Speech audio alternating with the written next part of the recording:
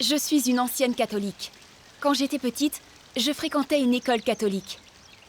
J'ai toujours participé activement à la vie de mon église. Je participais aux réunions de prière et autres échanges hebdomadaires. Mais ces dernières années, les sermons du prêtre ne m'apportaient plus rien. Oui. Beaucoup de questions restaient sans réponse. Alors j'ai fait des recherches sur le net. Tes recherches sur Internet t'ont-elles apporté quelque chose? Bien sûr, j'ai appris beaucoup de choses. En août 2018, j'ai trouvé beaucoup de films sur l'Évangile, sur le site de l'Église de Dieu Tout-Puissant. La cité sera renversée. Qui est celui qui est revenu? Le mystère de la piété, dévoiler le mystère de la Bible. Le nom de Dieu a changé. Se libérer du collet et beaucoup d'autres. Les titres de ces films ont attiré mon attention. Je me suis dit, mon église est presque déserte et le prêtre se contente de répéter les mêmes choses. Il ne nourrit pas notre esprit. Et nous attendons que le Seigneur Jésus revienne. Peut-être que ces films m'aideront à savoir comment accueillir le Seigneur. Au final, j'ai regardé tous ces films. J'ai aussi pris des notes sur ce que disaient les personnages. Ces films m'ont appris que le Seigneur était déjà revenu en tant que Dieu Tout-Puissant, Christ des derniers jours. Qu'il exprime la vérité et œuvre pour juger et purifier l'homme.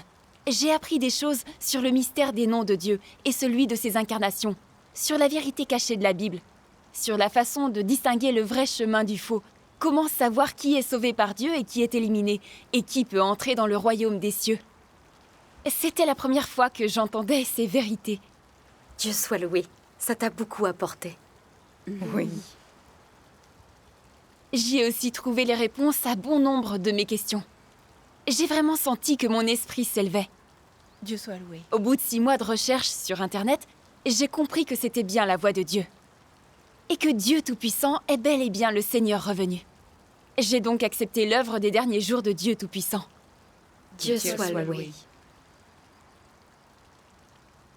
Un jour de mars 2019, en voyant que je partageais des films et des cantiques de l'Église de Dieu Tout-Puissant sur Facebook, ma cousine a su que je croyais en Dieu Tout-Puissant. Mon père et elle sont venus me parler. Mon père fait partie des anciens et ma cousine est pasteur. Ils se sont toujours opposés à l'œuvre des derniers jours de Dieu Tout-Puissant. J'étais inquiète. J'ai eu peur de ne pas parvenir à témoigner clairement et qu'ils essaient de me faire changer d'avis. J'ai donc adressé une prière silencieuse à Dieu, en lui demandant de m'accorder foi et force afin que je trouve les bons mots et que je puisse correctement témoigner de l'œuvre de Dieu des derniers jours. Qu'est-ce qui s'est passé? Le visage sévère, mon père m'a demandé « Pourquoi crois-tu en Dieu Tout-Puissant au lieu du Seigneur ?» Je lui ai dit que le Seigneur Jésus était revenu en tant que Dieu Tout-Puissant, Christ des derniers jours. Qu'il avait exprimé de nombreuses vérités, qu'il accomplissait une nouvelle étape de son œuvre, et qu'il avait ouvert le petit livre prédit dans l'Apocalypse. Je voulais qu'il en apprenne davantage. Au lieu de ça, mon père m'a dit avec colère « Une nouvelle œuvre? De nouvelles paroles ?» Toutes les paroles de Dieu se trouvent dans la Bible.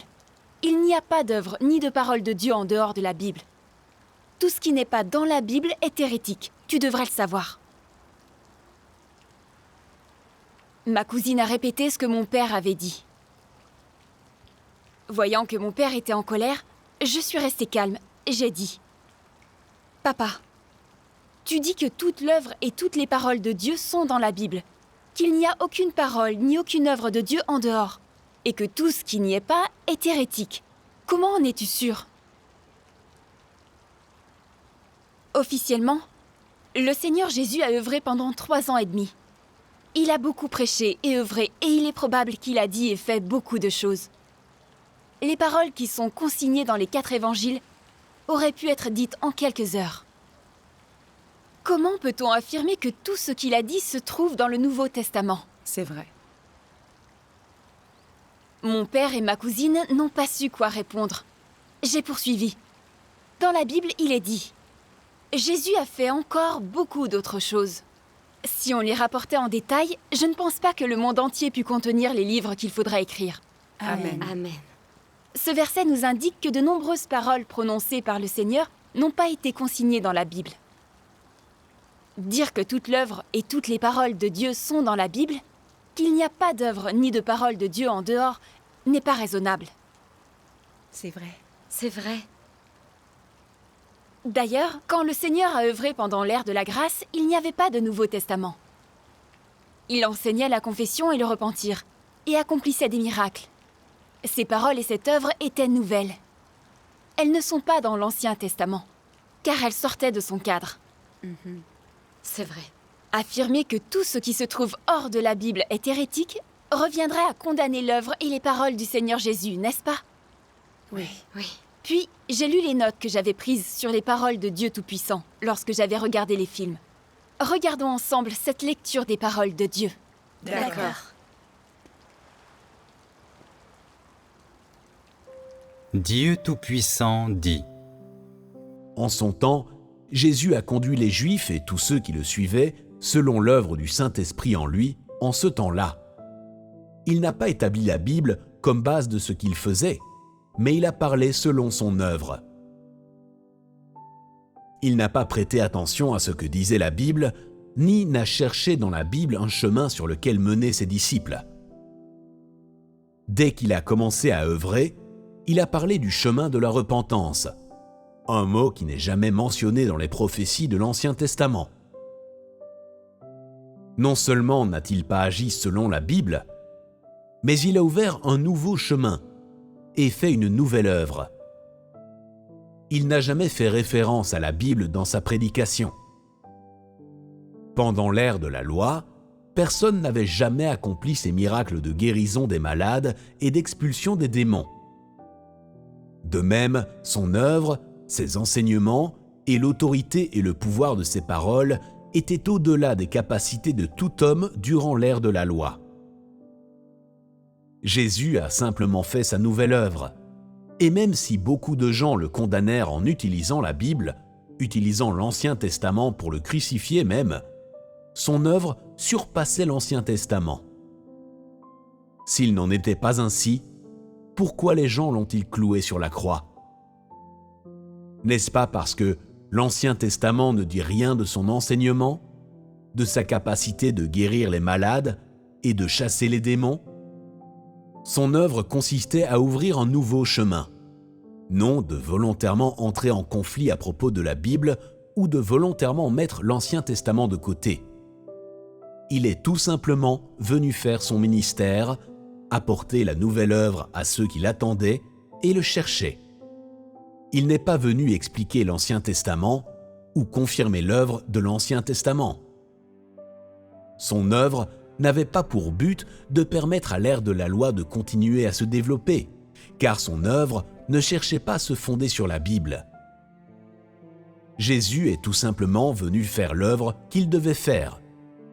Ainsi, il n'a pas expliqué les prophéties de l'Ancien Testament, et il n'a pas œuvré selon les paroles de l'ère de la loi de l'Ancien Testament. Il a ignoré l'Ancien Testament. Il ne s'est pas soucié de savoir si celui-ci confirmait ou non son œuvre, ni ne s'est intéressé à ce que les autres connaissaient de son œuvre ou s'il le condamnait. Il a simplement continué à faire l'œuvre qu'il devait faire, même si beaucoup de gens utilisaient les prévisions des prophètes de l'Ancien Testament pour le condamner. Pour les gens, il semblait que son œuvre n'avait aucune base. Une bonne partie de son œuvre était en contradiction avec l'Ancien Testament. Cela n'était-il pas une erreur de la part de l'homme? La doctrine doit-elle s'appliquer à l'œuvre de Dieu? Et doit-elle être fidèle aux prévisions des prophètes? Après tout, qui est le plus grand, Dieu ou la Bible? Pourquoi l'œuvre de Dieu doit-elle être conforme à la Bible? Serait-il possible que Dieu n'ait pas le droit de dépasser la Bible? Dieu ne peut-il pas déroger à la Bible et accomplir une autre œuvre? Pourquoi Jésus et ses disciples n'ont-ils pas observé le sabbat? S'ils devaient observer le sabbat et pratiquer selon les commandements de l'Ancien Testament, pourquoi Jésus n'a-t-il pas observé le sabbat quand il est venu, mais à la place, a lavé des pieds, a couvert des têtes a rompu le pain et bu le vin. Tout cela n'est-il pas absent des commandements de l'Ancien Testament? Si Jésus honorait l'Ancien Testament, pourquoi a-t-il défié ces doctrines? Tu dois savoir qui est venu en premier, Dieu ou la Bible. Étant le Seigneur du sabbat, ne pourrait-il pas aussi être le Seigneur de la Bible? Amen.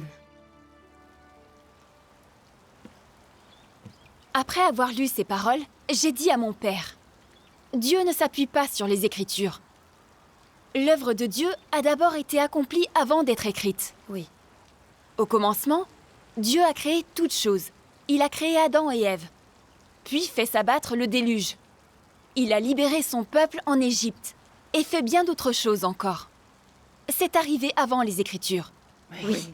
Il n'y avait pas encore d'Ancien Testament. C'est vrai. Quand le Seigneur Jésus est venu accomplir son œuvre pendant l'ère de la grâce, il a appris aux hommes à l'aimer de tout leur cœur, à aimer les autres comme eux-mêmes et à leur pardonner leurs offenses.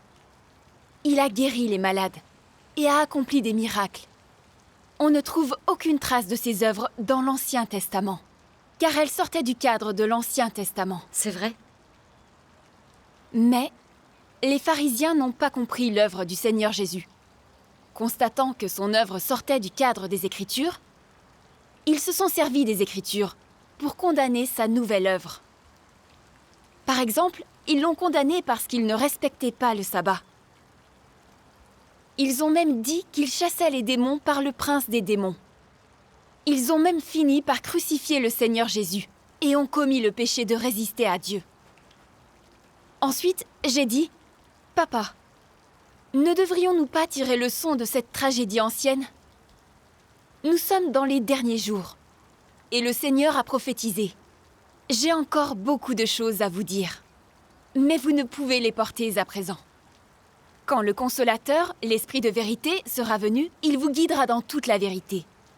Car il ne parlera pas de lui-même, mais il dira tout ce qu'il aura entendu.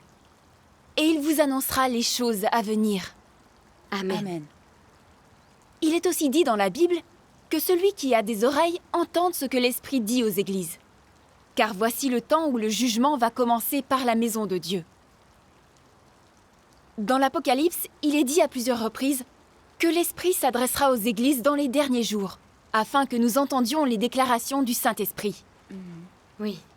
Le Seigneur doit exprimer plus de vérité dans les derniers jours et accomplir l'œuvre du jugement en commençant par sa maison. Comment les paroles de Dieu des derniers jours pourraient-elles être consignées dans la Bible par avance? C'est vrai. Si son œuvre des derniers jours ne se trouvait pas hors de la Bible, comment les prophéties annonçant ce que le Seigneur ferait à son retour s'accompliraient-elles? Ce serait impossible. C'est vrai. Oui. Dieu est tout-puissant. Il est le maître du sabbat et de la Bible. Il est capable d'accomplir une nouvelle œuvre qui n'est pas consignée dans la Bible. Oui. Donc, si on dit que l'œuvre et les paroles de Dieu sont toutes dans la Bible, qu'elles ne sont consignées que dans la Bible, et que tout ce qui n'y est pas est hérétique, alors ce qu'on dit n'est que notion, et est en désaccord avec l'œuvre de Dieu. Papa, on ne peut pas voir les choses de cette façon erronée. On résisterait à Dieu et on offenserait son tempérament. Qu'ont-ils fait ensuite? Mon père et ma cousine n'ont pas répondu à ce point précis. Mais ils ont insisté sur le fait que la Bible contient toutes les paroles de Dieu et ont refusé d'étudier l'œuvre de Dieu Tout-Puissant. Ensuite, ils ont tenu des propos qui condamnaient Dieu Tout-Puissant. Je leur ai demandé de ne pas le blasphémer. Mon père s'est soudain mis très en colère et a hurlé contre moi. « Si tu crois en Dieu Tout-Puissant, alors tu n'es plus ma fille. » J'ai été choquée de l'entendre dire ça. C'était un ancien qui avait toujours attendu le retour du Seigneur. Mais alors qu'il entendait parler du retour du Seigneur, il tenait à ses notions et ne voulait pas en savoir plus. Il voulait même me renier. Cette nuit-là, je suis restée allongée sans dormir. Jamais je n'aurais pensé que ça irait si loin et qu'il serait autant en colère. Je me sentais affreusement mal. Mon père m'avait déçue. J'ai eu besoin de parler de tout ça avec quelqu'un. Alors j'ai envoyé un message à des membres de l'Église de Dieu Tout-Puissant pour leur dire que mon père faisait obstruction à ma foi. Une sœur m'a envoyé un extrait des paroles de Dieu Tout-Puissant. Lisons-le. D'accord.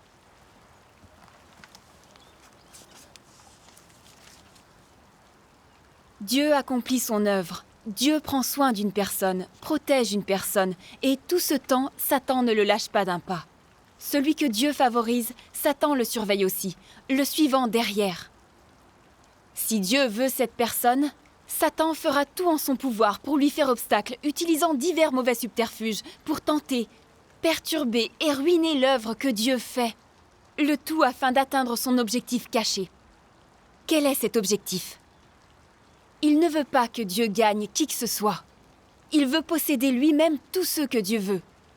Il veut les occuper, les contrôler, les prendre en charge, afin qu'il l'adore, afin qu'il se joigne à lui pour commettre le mal. N'est-ce pas là le motif sinistre de Satan ? Amen. Amen.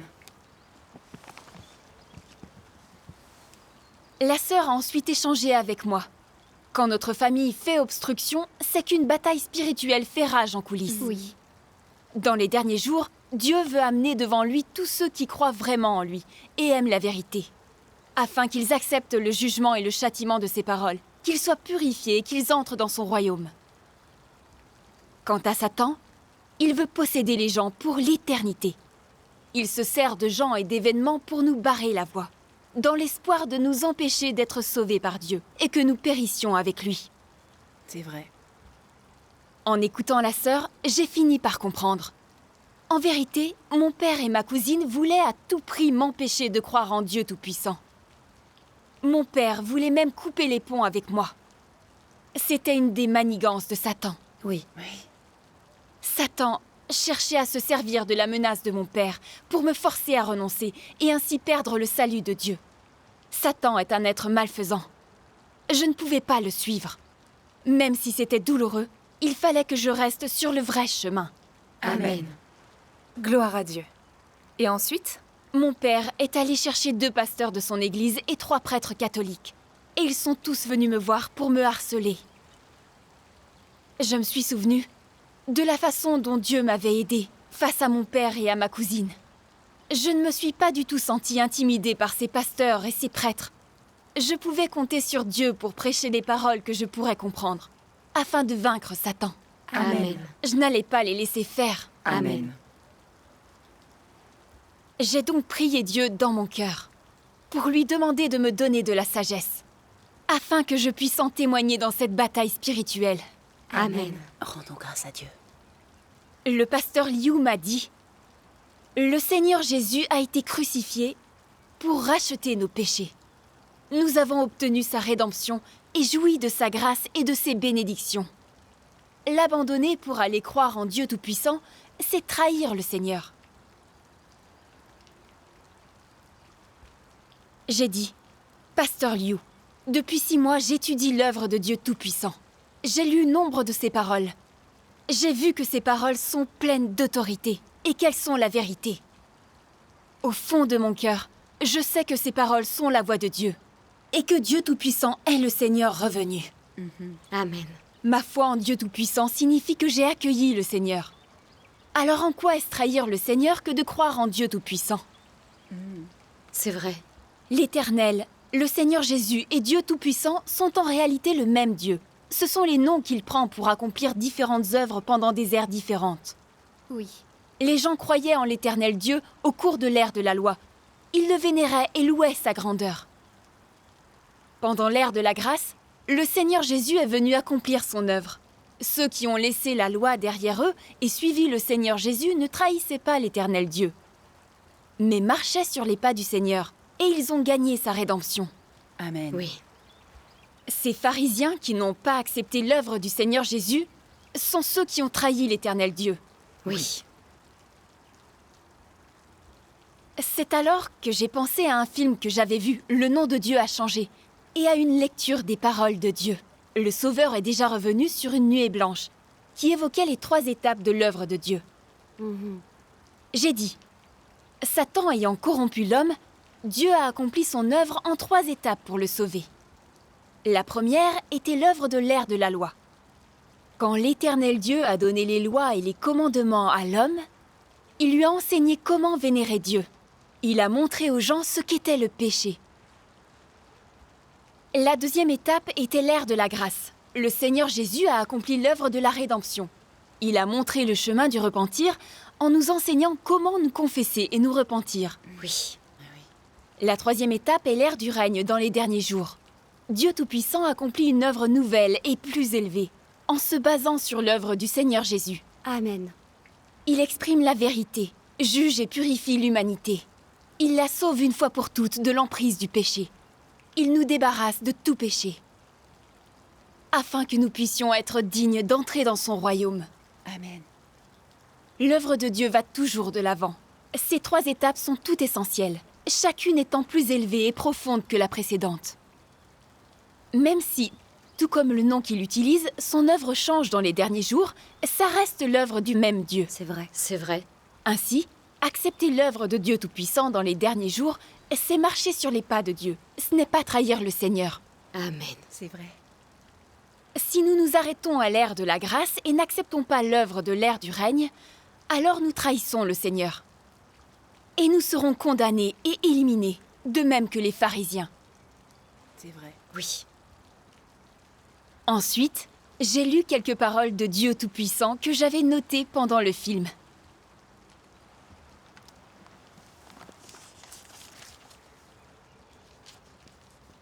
Les trois étapes de l'œuvre ont été réalisées par un seul Dieu.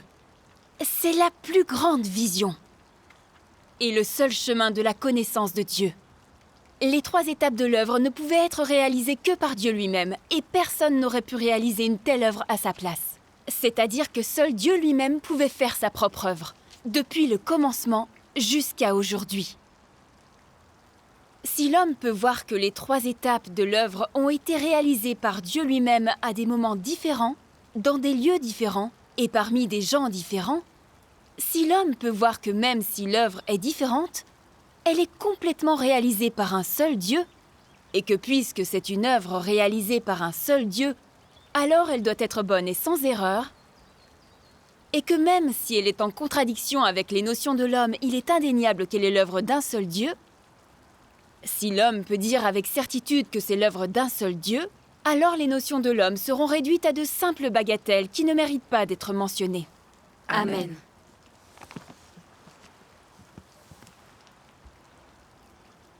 Avant que je ne termine ma lecture, les pasteurs ont dit avec sévérité: nous croyons en le Seigneur Jésus. Il est notre seul Seigneur et nous ne croirons pas en Dieu Tout-Puissant. Mon père a ensuite ajouté: je soutiens ta foi dans le Seigneur, mais je m'oppose à ta foi en Dieu Tout-Puissant. Réfléchis bien. En voyant qu'il continuait à s'opposer à ma foi en Dieu Tout-Puissant, j'ai pensé: Dieu Tout-Puissant est le Seigneur Jésus revenu. Je croirai en lui, quoi que tu puisses dire. Amen. Alors j'ai dit avec conviction: Papa, je suis certaine que les paroles de Dieu Tout-Puissant sont la vérité, qu'elles sont la voix de Dieu. J'ai décidé de le suivre, je ne changerai pas d'avis. Je suis une adulte, et c'est à moi de choisir celui en qui je crois. Tu devrais étudier davantage les paroles de Dieu Tout-Puissant, plutôt que de les condamner. Oui. Les pasteurs se sont regardés quand j'ai dit ça. En voyant qu'ils ne pourraient pas me convaincre, ils sont partis. Quand ils sont partis, j'ai pensé à la désolation de l'Église. Beaucoup de personnes perdaient la foi et devenaient négatives. Mais ces pasteurs et ces prêtres s'en fichaient. Ils n'avaient pas d'amour. Ils ne poussaient pas les croyants à chercher une église où régnait l'œuvre du Saint-Esprit. Mais quand j'ai accepté l'œuvre de Dieu Tout-Puissant des derniers jours, ils se sont ligués pour m'en empêcher. Ils ont mal interprété la Bible avec leurs notions. Ils cherchaient à m'induire en erreur et à me troubler. Cette attitude m'a remplie d'une amère déception. Surtout envers mon père. À vrai dire, il était très fidèle envers le Seigneur Jésus. C'était un bon père. Il m'encourageait à suivre les enseignements du Seigneur et disait qu'on l'accueillerait ensemble. Je n'aurais jamais imaginé que quand je lui annoncerais le retour du Seigneur, il ne serait pas intéressé et qu'il ferait tout pour m'arrêter, en condamnant même l'œuvre de Dieu Tout-Puissant et en menaçant de couper les ponts avec moi. C'était comme si il était devenu quelqu'un d'autre. Qu'était-il arrivé à mon père? Ne se mettait-il pas en travers de mon chemin vers le royaume des cieux? Oui. Il était devenu un pharisien hypocrite, un antéchrist.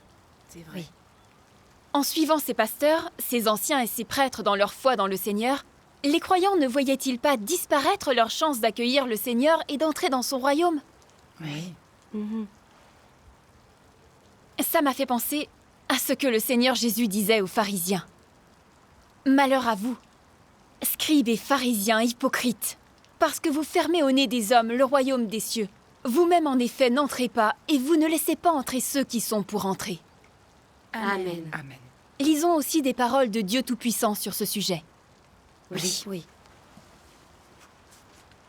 Dieu Tout-Puissant dit « Certaines gens lisent la Bible dans des églises imposantes et la récitent toute la journée. Mais pas un seul d'entre eux ne comprend le but de l'œuvre de Dieu. Aucun n'est capable de connaître Dieu, ni d'être en accord avec sa volonté. Ils sont tous des gens vils et inutiles. Ils se placent en hauteur pour sermonner Dieu. Ils s'opposent à Dieu volontairement, même en portant son étendard. Affirmant qu'ils croient en Dieu, ils mangent tout de même la chair de l'homme et boivent son sang. Tous ces gens sont des diables qui dévorent l'âme de l'homme, des démons dirigeants qui font intentionnellement obstacle à ceux qui tentent d'emprunter la bonne voie, et des pierres d'achoppement qui entravent le chemin de ceux qui cherchent Dieu. Ils peuvent paraître de bonne constitution, mais comment leurs disciples sauront-ils qu'ils ne sont nul autre que des antéchrists qui mènent l'homme à s'opposer à Dieu, et qu'ils sont des démons vivants qui cherchent spécialement des âmes à dévorer. Amen. Grâce à ces événements, j'ai pu percevoir l'essence de ces pasteurs et de ces prêtres, celle des antéchrists, et comprendre qu'ils faisaient tout pour empêcher les gens d'entrer dans le royaume de Dieu. Oui. J'ai aussi pu sentir que Dieu me protégeait en permanence, qu'il me donnait de la foi, de la force et les mots justes, ainsi que le courage de réfuter les pasteurs et les prêtres. Je remercie Dieu de m'avoir aidé à vaincre Satan et à tenir ferme sur le vrai chemin. Rendons grâce à Dieu. Ma foi en a été renforcée, grâce à Dieu Tout-Puissant. Amen. Gloire à Dieu. Gloire à Dieu. Amen.